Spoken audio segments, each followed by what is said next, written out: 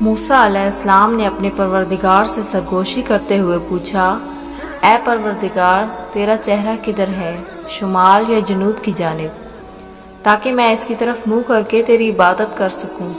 اللہ تعالیٰ نے موسیٰ علیہ السلام کی طرف وحی بھیجی، اے موسیٰ، آپ آگ جلائیں، پھر اس کے ارد گرد چکر لگا کر دیکھیں کہ آگ کا رخ کس جانب ہے۔ موسیٰ علیہ السلام نے آگ روشن کی اور اس کے ارد گرد چکر لگایا، دیکھا تو آگ کی روشنی ہر 4 سو یکساں ہے۔ چنانچہ دربار الہی میں عرض کیا، پروردگار، میں نے آگ کا رخ ہر جانب یکساں ہی دیکھا۔ اللہ تعالیٰ نے فرمایا، اے موسیٰ، میری مثال بھی ویسی ہی ہے۔ موسیٰ علیہ السلام نے پوچھا، اے پروردگار، تو سوتا ہے یا نہیں؟ اللہ تعالیٰ نے ان کی طرف وحی نازل فرمائی، اے موسیٰ، پانی سے بھرا ہوا ایک پیالہ اپنے دونوں ہاتھوں پر رکھ لو، پھر میرے سامنے کھڑے رہو اور نیند کی آغوش میں مت جاؤ۔ موسیٰ علیہ السلام نے ایسا ہی کیا۔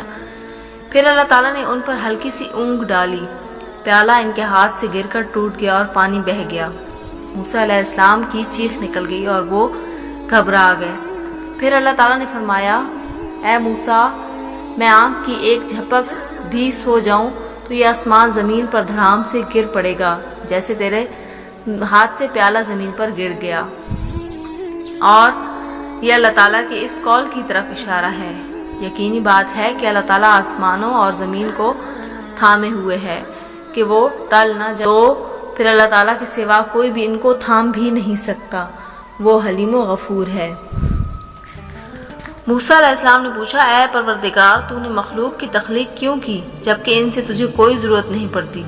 اللہ تعالیٰ نے فرمایا، میں نے ان کی تخلیق اس لیے فرمائی ہے تاکہ یہ مجھے پہچانیں، مجھ سے اپنی مرادیں مانگیں اور میں ان کی مرادیں پوری کروں، اور میری نافرمانی کے بعد مغفرت و بخشش کی درخواست لے کر میری خدمت میں حاضر ہوں، اور میں ان کے لیے مغفرت و بخشش کا پروانہ جاری کروں۔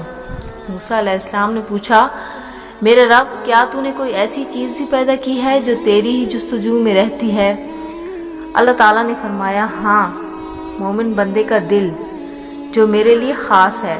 موسیٰ علیہ السلام نے پوچھا، یہ کیسے اے پروردگار؟ اللہ تعالیٰ نے موسیٰ علیہ السلام سے فرمایا، جب مومن بندہ مجھے نہیں بھولتا تو اس کا دل میری یاد سے لبریز رہتا ہے اور میری عظمت اس پر محیط ہوتی ہے، اور مجھے جو یاد کرتا ہے میں اس کا ساتھی بن جاتا ہوں۔ سبحان اللہ۔